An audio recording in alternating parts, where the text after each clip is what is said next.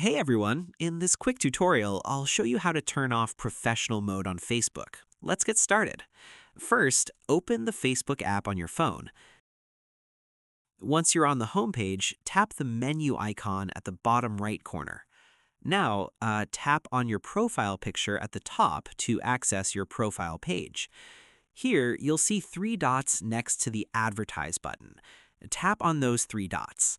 Now, scroll down until you find Turn Professional Mode Off and tap on it.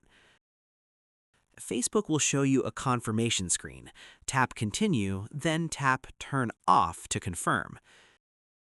Keep in mind that disabling Facebook Professional Mode will remove access to your professional dashboard, insights, and all professional tools. And that's it. You've successfully turned off Facebook Professional Mode. If you found this Facebook tutorial helpful, don't forget to like and subscribe to ClickFix for more step-by-step guides.